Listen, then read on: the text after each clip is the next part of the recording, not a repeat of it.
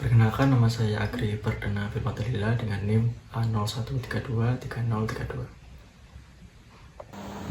Perkenalkan, nama saya Nazwa Ulaya Nabira dengan NIM A01323052. Perkenalkan, nama saya Nina Purwitasari dengan NIM A01323053. Kenalkan, nama saya Rafael Mauludi dengan NIM A01323054. Assalamualaikum warahmatullahi wabarakatuh. Kami dari kelompok 1 izin mempresentasikan mengenai kepemimpinan inspiratif Gus Dur dan Barack Obama. Kita lanjut ke slide yang ketiga, yaitu pendahuluan. Kepemimpinan adalah inti dari perubahan dan kemajuan, baik dalam skala lokal maupun global. Seorang pemimpin bukan hanya seorang pengambil keputusan, tetapi juga inspirator yang mampu membawa visi besar menjadi kenyataan. Kepemimpinan yang hebat tidak sebatas pada satu gaya atau pendekatan, melainkan terwujud melalui kemampuan untuk memahami kebutuhan orang lain, menciptakan solusi inovatif, dan memimpin dengan hati. Dalam sejarah, berbagai tokoh telah menunjukkan kepemimpinan yang berpengaruh dan menginspirasi.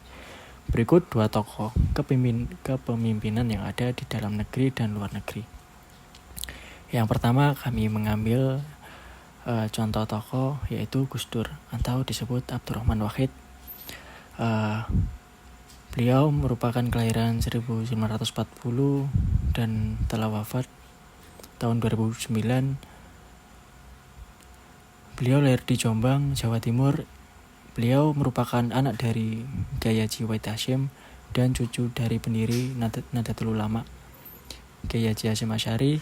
Gus Dur menempuh pendidikan di pesantren, melanjutkan ke Universitas Al-Azhar, Mesir, dan Universitas Baghdad, Irak.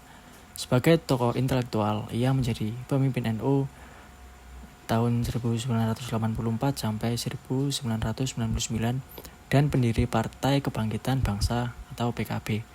Pada tahun 1999, ia terpilih menjadi Presiden ke-4 RI. Kebijakannya meliputi pembubaran Departemen Sosial dan Pengakuan Budaya Tionghoa di Indonesia. Selanjutnya, kebiasaan Gus Dur yang pertama, membaca. Gus Dur dikenal dengan sebagai kutu buku yang membaca berbagai literatur, termasuk filsafat, sastra, dan agama. Yang kedua ada humor, sering menggunakan humor untuk meredakan ketegangan dan menyampaikan pesan. Yang ketiga, mendengarkan. Gus Dur adalah seorang yang selalu mendengarkan berbagai pihak, termasuk kelompok minoritas. Yang keempat, keterbukaan. Beliau merupakan aktif berdialog dengan berbagai komunitas lintas agama dan budaya. Selanjutnya, kutipan inspiratif dari Gus Dur, kami mengambil salah satu kutipan yang berbunyi, "Tidak penting apapun agama atau sukumu. Kalau kamu bisa melakukan sesuatu yang baik untuk semua orang, orang tidak akan pernah tanya apa agamamu." Kutipan ini menekankan pentingnya kemanusiaan dan kebermanfaatan di atas perbedaan agama dan suku. Untuk penghargaan atau reward Pak Gus Dur semasa hidupnya, yang pertama ada Ramon Magsaysay Award tahun 1993, yaitu atas kontribusinya dalam mempromosikan harmoni antaragama di Indonesia. Yang kedua ada World Peace Prize tahun 2003, diberikan atas jasanya dalam memperjuangkan pluralisme dan toleransi. Yang ketiga, gelar Bapak Pluralisme, yaitu diakui secara nasional dan internasional sebagai tokoh pluralisme dan pembela hak asasi manusia. Ya, selanjutnya adalah kepemimpinan luar negeri, yaitu Obama. Barack Hussein Obama II lahir pada 24 Agustus 1961 di Honolulu, Hawaii. Ia adalah putra dari Barack Obama Sr., seorang ekonom asal Kenya, dan Ann Dunham, seorang antropolog asal Amerika Serikat. Setelah orang tuanya bercerai, Obama tinggal bersama ibunya di Indonesia selama beberapa tahun sebelum kembali ke Hawaii untuk menyelesaikan pendidikan menengahnya.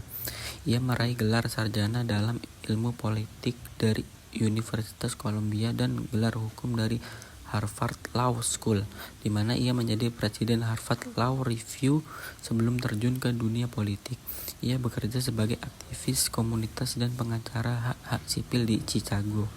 Kemudian kebiasaan Obama, yaitu yang pertama ada membaca buku. Obama dikenal sebagai pembaca buku yang rajin, mengembangkan wawasan dan empati dari berbagai karya sastra. Yang kedua, olahraga teratur. Ia selalu meluangkan waktu untuk berolahraga, seperti basket dan gym, untuk menjaga kesehatan fisik dan mental. Yang ketiga, berpikir positif, selalu fokus pada solusi dan peluang di tengah tantangan. Yang terakhir, ada manajemen waktu, menerapkan jadwal yang disiplin untuk menyelesaikan berbagai tugas tanpa melupakan waktu bersama keluarga. Kutipan Obama, "The future rewards those who press on. I don't have time to feel sorry for myself. I don't have time to complain. I'm going to press on." Maknanya, mengajarkan keteguhan, optimisme, dan semangat untuk terus maju meskipun menghadapi tantangan berat. Penghargaan Obama. Pertama, Nobel Perdamaian 2009 untuk upayanya memperkuat diplomasi internasional dan kerjasama global. 2. Grammy Award, mendapatkan Grammy untuk kategori Best Spoken Word Album melalui bukunya Dreams for My Father and the Audacity of Hope. 3.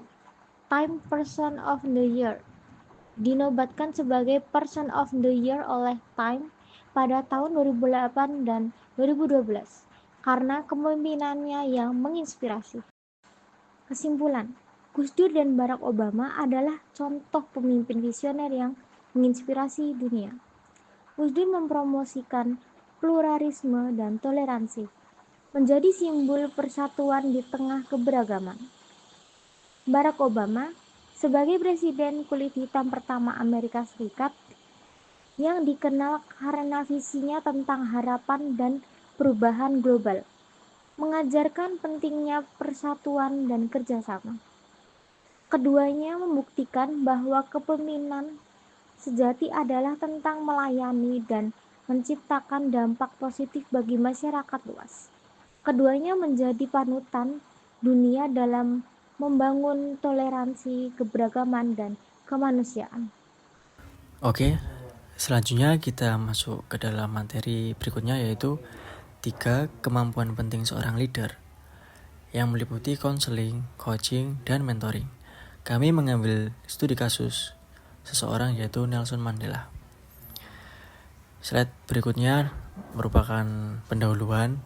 Isinya adalah pengertian konseling, pengertian coaching, dan pengertian mentoring.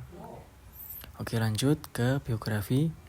Nelson Mandela adalah seorang negarawan yang hebat, pendukung kesetaraan yang gigih, pendiri perdamaian di Afrika Selatan.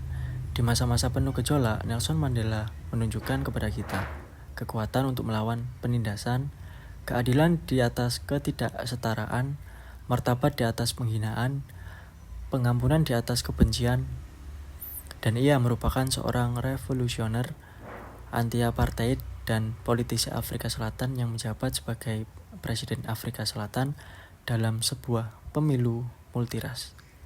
Pemerintahnya berfokus pada penghapusan pengaruh apartheid dengan memberantas rasisme, kemiskinan, dan kesenjangan, dan mendorong rekonsiliasi rasial. Konseling. Definisi konseling: kemampuan mendengarkan, memahami, dan memberikan dukungan emosional atau solusi terhadap masalah. Penerapan oleh Nelson Mandela. Pertama, mendukung masyarakat Afrika Selatan yang terluka akibat apartheid. Kedua, memberikan penghiburan kepada keluarga korban dan memotivasi rakyat untuk bersatu. Contoh, Mandela mendorong proses rekonsiliasi melalui Komisi Kebenaran dan Rekonsiliasi atau Truth and Reconciliation Commission. Coaching. Definisi coaching: membimbing individu atau kelompok untuk meningkatkan keterampilan dan mencapai tujuan tertentu. Penerapan oleh Nelson Mandela. Pertama, melatih generasi muda untuk menjadi pemimpin masa depan. Kedua, mengajarkan strategi perjuangan tanpa kekerasan melalui African National Congress atau ANC. Contoh, Mandela membimbing aktivis muda untuk mendukung transisi damai dan demokrasi. Kemudian ada mentoring. Definisi mentoring yaitu proses jangka panjang dalam membimbing individu untuk berkembang secara pribadi dan profesional. Penerapan oleh Nelson Mandela. Yang pertama, menjadi mentor bagi tokoh politik seperti Thabo Mbeki dan Cyril Ramaphosa. Yang kedua, memberikan wawasan dan pengalaman untuk membangun negara damai. Contohnya, Mandela membimbing pemimpin baru untuk melanjutkan perjuangan politik pasca apartheid. Kesimpulan yang dapat kami sampaikan dalam pembahasan 3 kemampuan penting seorang leader, yaitu konseling, coaching, dan mentoring pada studi kasus Nelson Mandela, didapatkan bahwasannya Nelson Mandela adalah contoh pemimpin yang menguasai konseling, coaching, dan mentoring. Dengan empati, pelatihan strategis, dan pembinaan jangka panjang, ia berhasil mempersatukan bangsa, membimbing generasi pemimpin baru, dan meninggalkan warisan kepemimpinan yang inspiratif. Demikian yang dapat kami sampaikan, kurang lebihnya mohon maaf. Wassalamualaikum warahmatullahi wabarakatuh.